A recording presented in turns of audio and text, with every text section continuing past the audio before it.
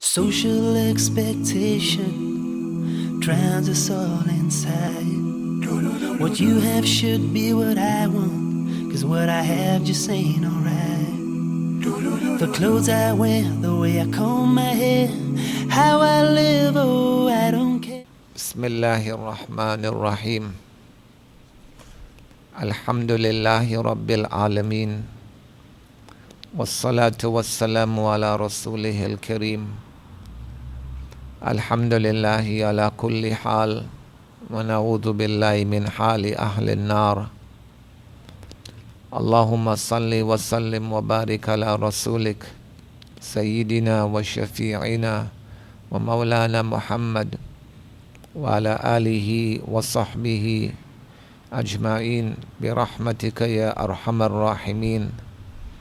Subhanaka la ilma lana illa ma 'allamtana innaka antal alimul hakim. Rabbi shrah li sadri wa yassir li amri wahlul 'uqdatam min lisani yafqahu qawli. Rabbana yassir wa la tu'assir wa tammim bil khair wa bika nasta'in ya fattah. Allahumma ij'alna du'atan ilayka wa ila rasulik. Allahumma faqihna fid din wa 'allimna al-Qur'an al-Hakim. Rabbana zidna ilma. Allahumma aghnina bil ilm wa zayyinna bil hilm wa akrimna bit taqwa wa jammilna bil afiyah.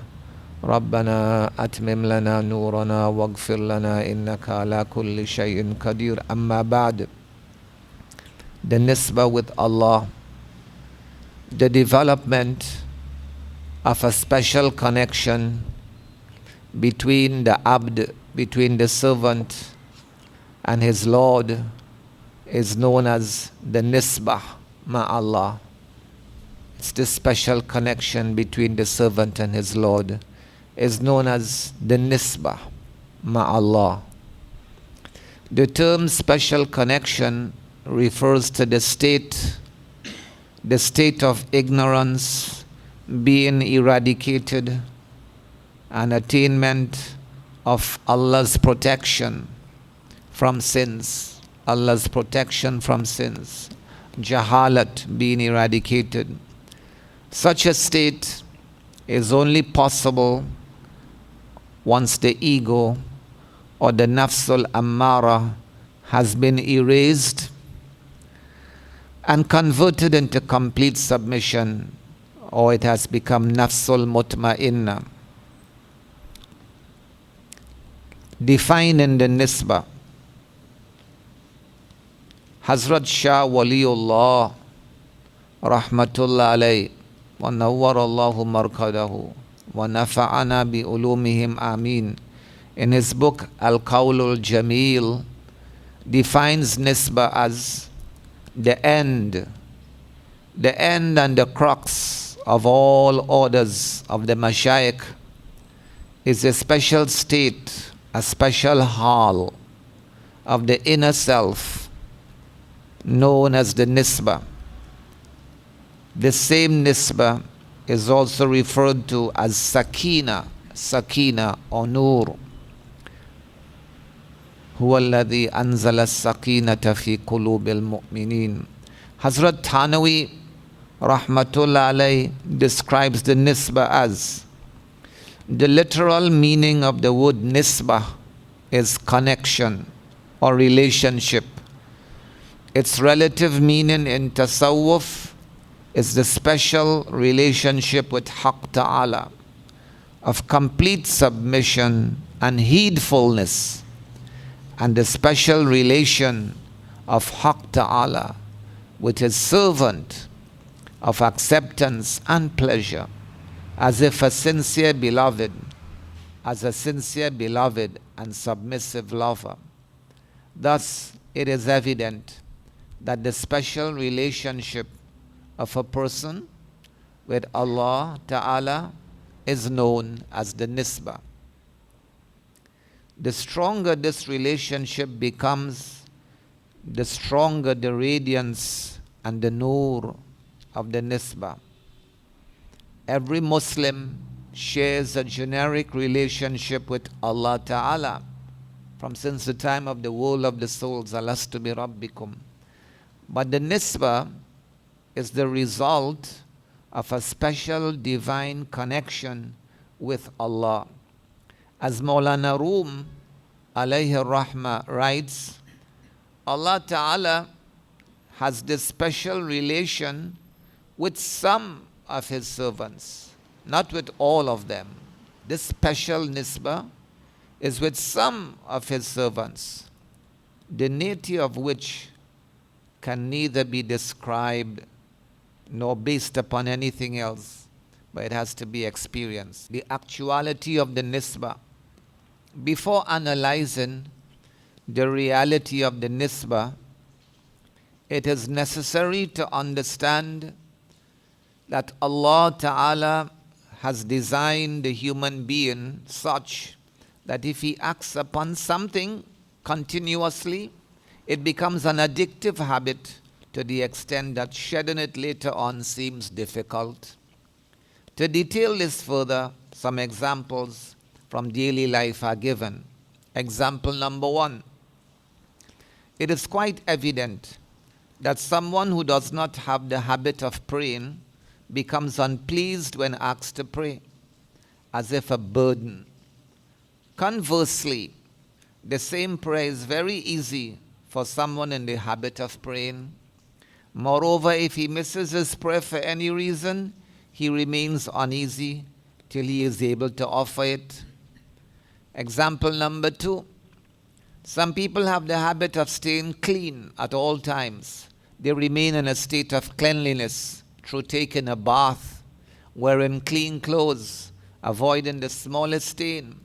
This habit of cleanliness becomes so engraved within them that if for a single day they are not able to take a bath owing to circumstances or something else against the norms of cleanliness occurs, then they experience headaches. However, the same situation would not be so dire for other people. Some people are in the habit of eating something specific as part of their daily diet. For some this might be tea, while for some this might be Coca-Cola or ice cream.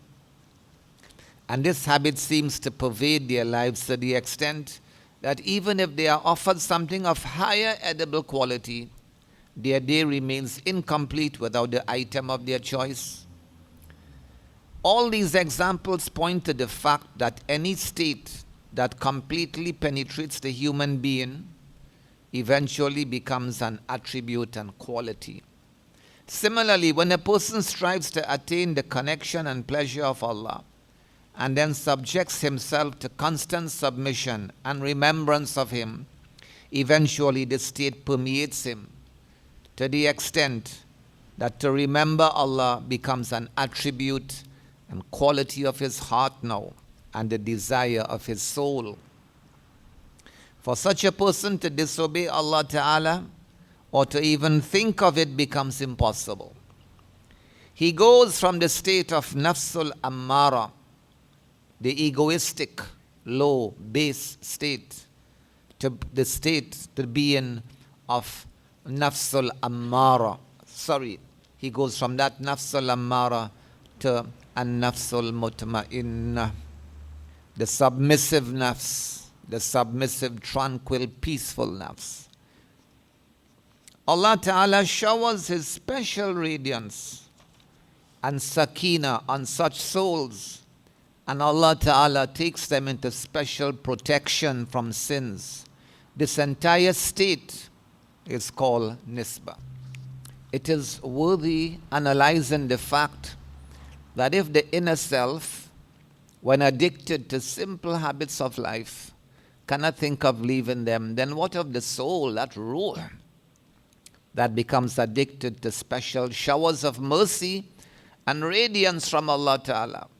Thus Hazrat Shah Waliullah Muhaddis Ad-Dihlawi Rahmatullah Alayh, Shah Waliullah details the actuality or the composition of the nisbah as: the actuality of the nisbah is that a special state permeates the soul that produces a special magnificence within it and develops tax of extracting information, knowledge from the spiritual realm.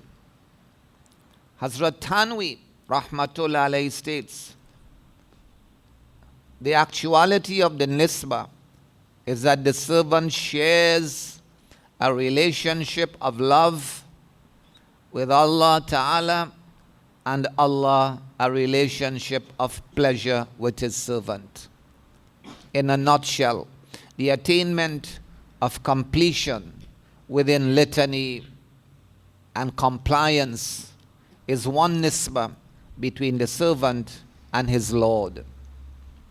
The outcome of this is the special pleasure of Allah Ta'ala and His complete endorsement of the servant. This is the nisbah between Allah, the Lord, and His servant. When the Mashaykh use the word nisbah, it refers to both these states. The meaning of complete endorsement.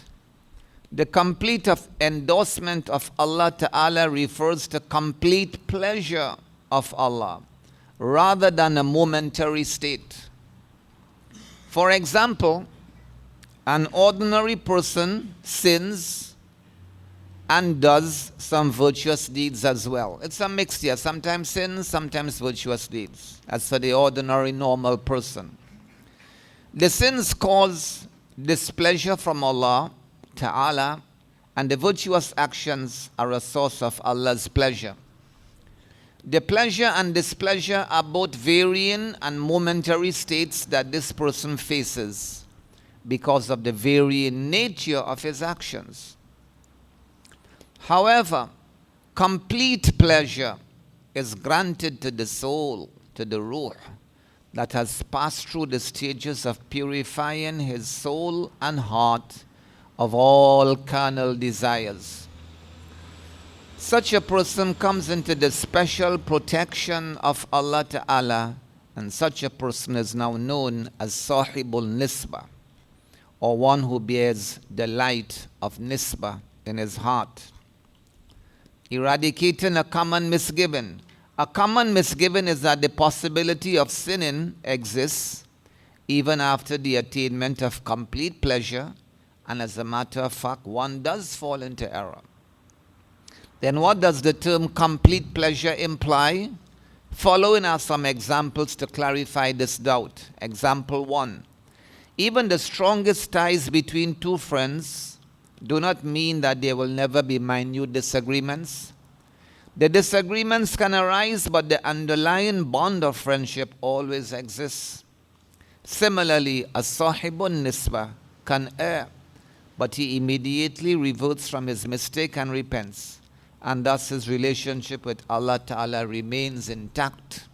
Example 2. Complete health does not mean that a person would never suffer fever or flu again. Not abstaining from unhealthy practices might result in minute symptoms, but basic medicine will cure it immediately. Example 3. Students who obtain religious knowledge are referred to as ulama at the end of their educational course. However, it does not imply that they will be perfect in teaching every single book without any hesitance at all at some point. Rather, that they possess the ability to work around such problems through focus and concentration. The signs of the nisbah, the alamat.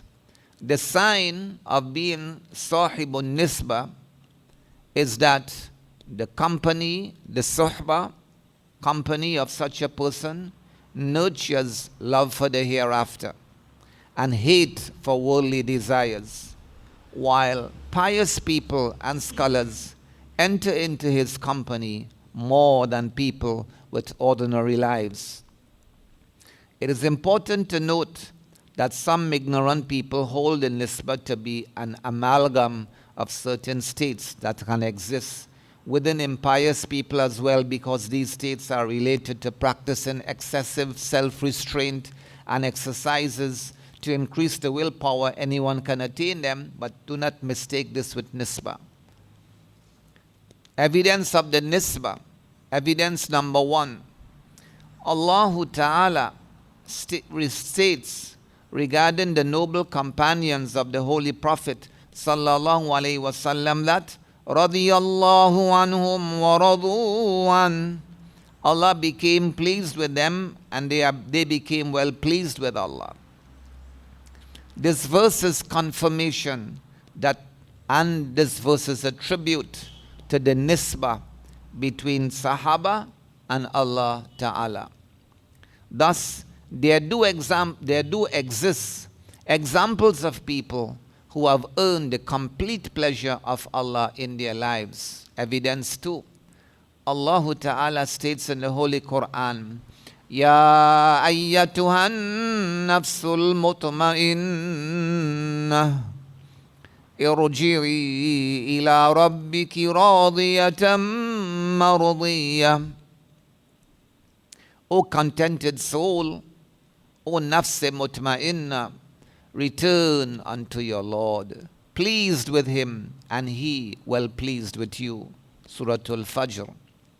The term an-nafsul mutma'inna, contented soul, implies such that has been rid of evil desires and ambitions, and such a person is the bearer of the divine light of the nisbah.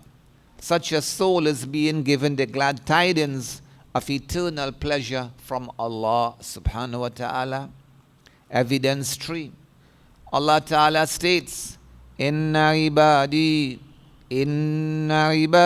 laysa laka alayhim sultan.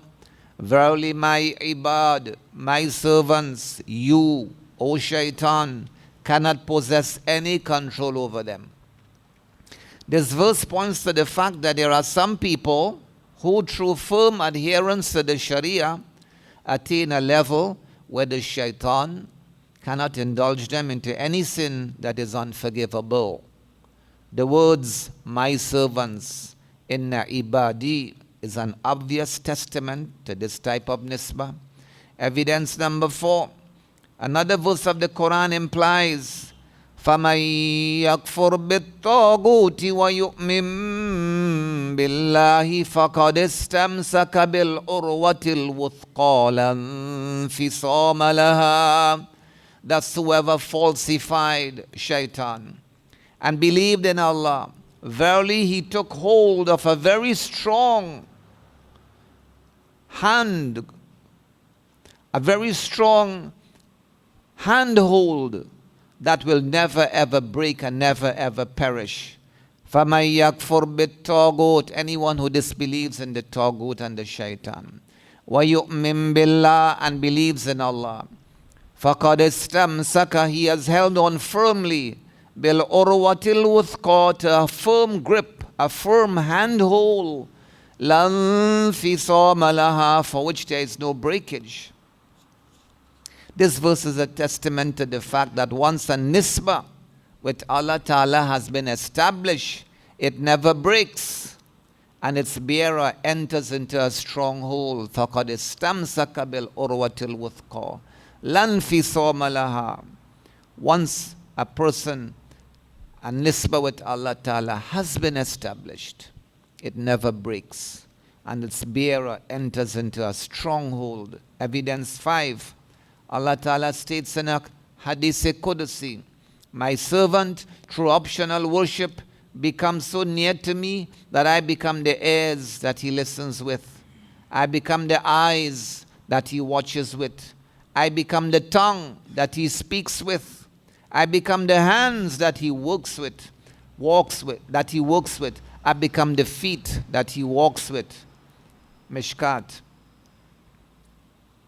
It means that all his limbs act in accordance with the pleasure of Allah. And not only that, it becomes evident that the servant can draw so near to his Lord that his vision, hearing, speaking, walking, etc., all become guided. They become guided by Allah. Guided by Allah. Hearing, vision, speaking, walking. This is another evidence of the relationship of nisbah. Evidence 6. A hadith has it that the Prophet sallallahu alaihi wasallam stated, ما صب الله في صدري إلا وقد صببته في صدر أبي بكر ما صب الله في صدري إلا وقد صببته في صدر أبي بكر. All that Allah had bestowed in my chest, said the Prophet sallallahu alaihi wasallam, I have bestowed it into Abu Bakr's chest. The Nabi sallallahu alaihi wasallam did not state that all the knowledge that Allah Ta'ala gave me, I have given it to Abu Bakr radiyallahu anhu, but rather that whatever Allah had instilled into his chest, he had instilled the same into Abu Bakr's chest radiyallahu anhu. The feelings and states that the Prophet's treasuresome chest possessed, sallallahu alaihi wasallam, had been transferred into Abu Bakr's chest, radiyallahu ta'ala anhu, the feelings and the ahwal and the states. This is why the scholars, the ulama, have written that the concrete nisbah of Abu Bakr radiyallahu anhu has been attested to by the Prophet sallallahu alaihi wasallam himself. And this is why his wife states that the reason Abu Bakr radiyallahu anhu was higher ranking to others in this ummah is not because of his fasting or salat, but rather the intense concern, the intense feeling, the intense fikr, worry and concern in his heart for others. That was deep. This is the evidence of his nisbah where Allah subhanahu wa ta'ala, which the Prophet sallallahu alayhi wasallam transferred onto the chest of Abu Bakr. Ma sabballahu fi sadri illa wa qad sababtuhu fi sadri Abi Bakr. The orders of the mashayikh, the nisbah that all the orders of the mashayikh lead towards is the same. However, the paths adopted to reach the destination are different. The companions of the Prophet sallallahu alaihi wasallam attained this nisbah from him in different ways. Consequently, some were inclined towards salat, while some would spiritually progress through Quran, tilawat, while some would prefer alms and sadaqah, charity. Some would prefer remembering death as a means of internal progress. Deducing from this, it is obvious that the nisbahs of the companions would emanate as different shades of the same color. The tabi'een obtained this nisbah from the noble companions, while those who came after the tabi'een, the tabi'ut tabi'een, obtained it from them. Thus, this chain developed, and over time, 4 orders or salasil became more known than others. 1, Naqshbandi, Chishti, Qadri, and Suharwardi. Although there are other cliques of tasawwuf, however, these 4 came to be widely accepted. Naqshbandi,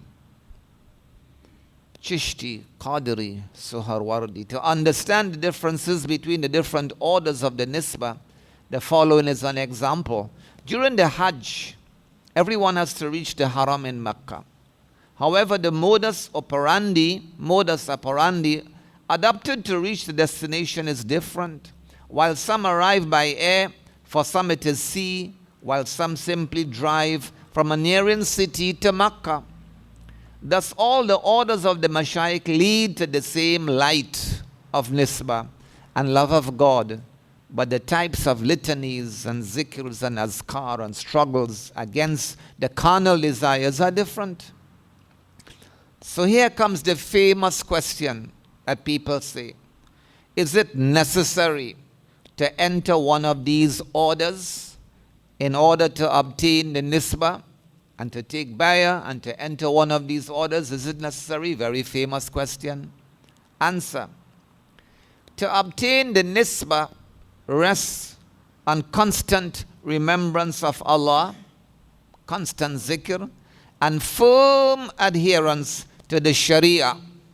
Firm adherence to the Sharia. Never forget the Sharia.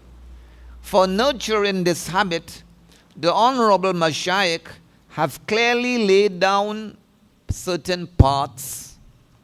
Although the nisbah can be obtained without embarking on those paths, yes, it is agreed that the nisbah, the connection with Allah, can be obtained without embarking on those paths. But it is an extremely arduous, difficult task that is not within the capability of everyone. Ye hare ki bas ki baat nahi.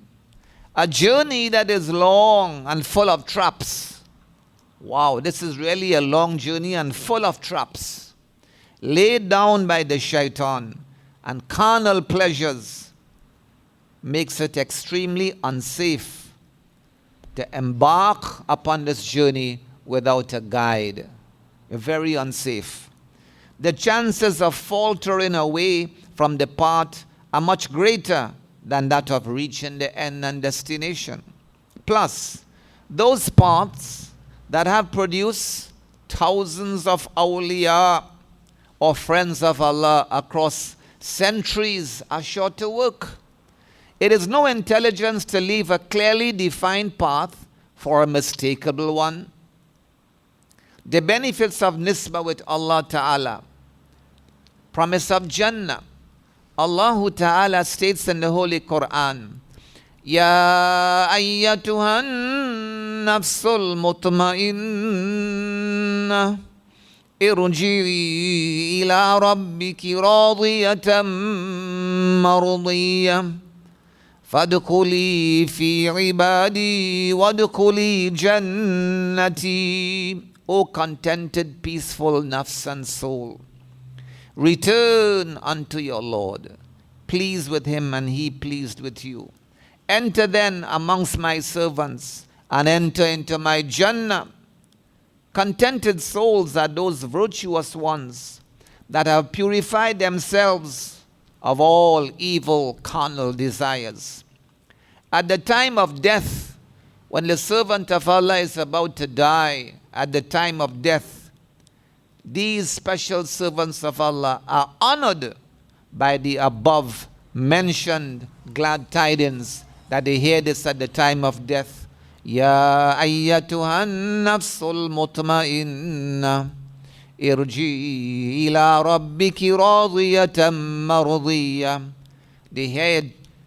They are honored by the glad tidings, just as a guest is welcomed into the house. And on the day of Qiyamah, they will hear, Fadkhuli fi ibadi, enter amongst my faithful servants, enter amongst them, be with them. Fadkhuli jannati, enter into my Jannah. Just as a guest is welcomed into the house, the bearers of the nisbah are welcomed by Allah Ta'ala at the time of death and on the day of Qiyamah. The proximity, the qurb of Allah, the greatest reward, when Allah Ta'ala is pleased with one of his servants, he bestows upon the servant the biggest gift of his, which is proximity, closeness, called qurb ilahi, nearness to Allah. The glorious Quran bears witness to this. When Firaun, the mighty Pharaoh, called his magicians to compete against Hazrat Musa, ala nabiyina wa alayhi salatu wassalam, the magicians asked him what their reward would be for participating in a royal competition. To this, Firaun said, Innaka lamin al-muqarrabin, verily you shall be amongst those who are close to me. Thus it is known that the greatest reward of all is to be joined amongst those close to the king. And Allah is the king of all kings. What about closeness to him? What exactly does being near imply? What does it mean? Qurbe ilahi. What does it imply?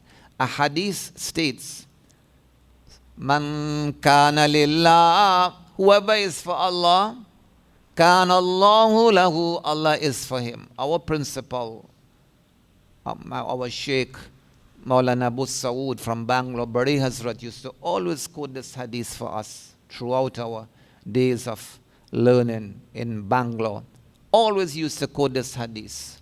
Man kana lillah, whoever is for Allah, kana Allahu lahu, then Allah is for him. Which means whoever submits himself to Allah, Allah grants himself to that servant. Wow. Whoever submits himself to Allah, and he is for Allah, submitting himself for Allah, Allah grants himself to that servant. Kana Allahu lahu. Explanation some more.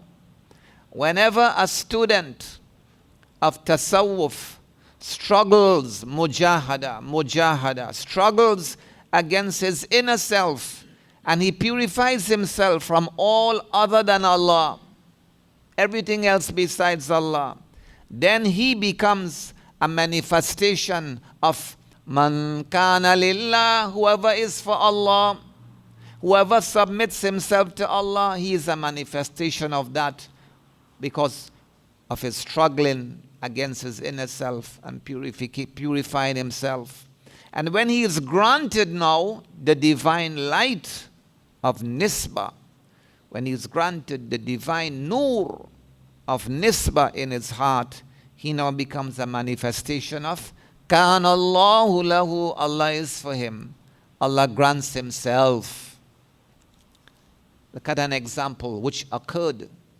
The historians have recorded an incident which took place in the days of Islam, in the days of the Khilafat, and the days of our Islamic rulers. There was once an emperor, a king named Subuktujin. The emperor Subuktujin had several wives, but he had extraordinary affection for one of them, special affection. Once his wives said, "O emperor, we are higher in terms of intellect and beauty. We are higher in terms of intellect and beauty, and yet you possess more affection for her. Why her? Why is this the case?" He said, "I shall reply soon." Time passed, and this incident was forgotten. Once, sitting in the courtyard, the emperor called his wives and told them that he was in a very good mood and thus wanted to give them royal gifts, which made the wives extremely happy. Thus the gifts were laid out before them. The emperor said, "The moment I instruct you, run and put your hand on the gift of your choice, and it shall be yours." Each of them set their eyes upon the gift of her choice. Some devoured diamond, some emerald, etc. Upon the emperor's signal, each of them ran and picked out her gift, except for the one he had special affection for. She did not run and go anywhere. Seeing this, the wives started mocking and laughing and said, "O emperor, we told you she was a fool, and today it became obvious."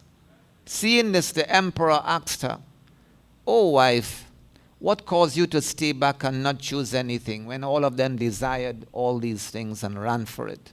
She replied, "O emperor, did you not say that we could have anything we lay our hands on?" He replied affirmatively, to which she walked over to him and placed her hand on his shoulder and said, "If I have the king, I can have all the treasures I desire." At this, Subuktujin said to his other wives, this intellect and love is the reason for my affection for her. Thus, if a woman can win the heart of the emperor and thus have access to all the treasures she desires, the pious saints, the pious awliya, perceive the proximity and nearness of Allah Ta'ala. They can do the same. Consequently, they strive to please Allah subhanahu wa ta'ala. The blessings of the name of Allah. It is worthy analyzing. Look how ajib and strange this is. Amazing. That usually the Urdu alphabet, even Arabic alphabet, ba, when you write ba in Arabic, the ba is always lying down.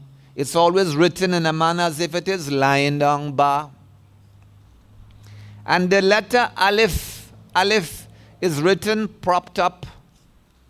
Strange enough, the alphabet ba, which is written reclined, lying down, when that ba is connected to the name of Allah, it is written propped up.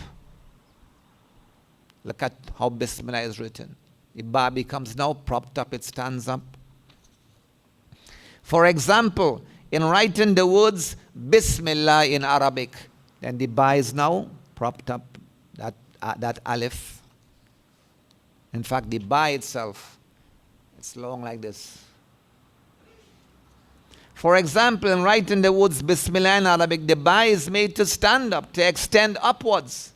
Thus it is worth noting that if the alphabet ba shares an association with Allah's name and it causes it to stand from reclining, then, O believer, ya mu'min, why can't the same happen to your life and cause it to soar upwards when you develop a connection with Allah's name? When Allah's name possesses so many blessings, when Allah's name, Allah's name possesses so many blessings, what about the connection with Allah Ta'ala Himself? As we close, an astonishing fact.